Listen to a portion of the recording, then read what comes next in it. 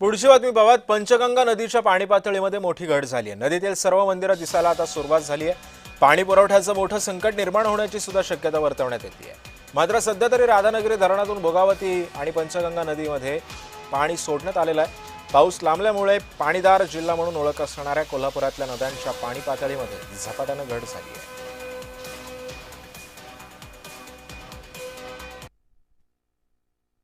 मी सध्या उभा आहे कोल्हापूर जिल्ह्यातील पंचगंगा तिरेवी। पंचगंगा घाटावर उभा असताना पंचगंगेचं पाण्याची पातळी आता झपाट्याने कमी होताना दिसत आहे।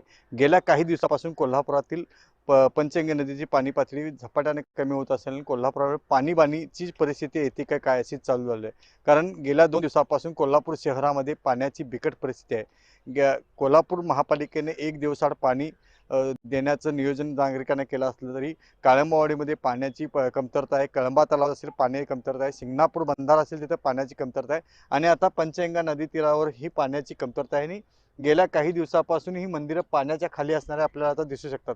गेल्या काही दिवसापासून ही मंदिरं जरी दिसत नसली तरी पाण्याच्या आतमध्ये होते, पाणी मुबलक होतं। परंतु आता जून महिना उजाडला तरी पावसाचा पत्ता नाही आणि त्यामुळे पाणी ह्या शहराला आता मिळतं का नाही हे पाहणं गरजेचं आहे। गेल्या काही दिवसापासून चाललेलं हे पाण्याची ओढ आता कुठपर्यंत जाते पाहणं गरजेचं आहे। कारण राधानगरी धरणातून पाणी देण्याचा एक ठराव नवीन चर्चा होत आहे, परंतु राधानगरी धरणातून पाणी जरी दिलं तरी कोल्हापूर शहराची पूर्ण तहान भागेल का हे पाहणं गरजेचं आहे।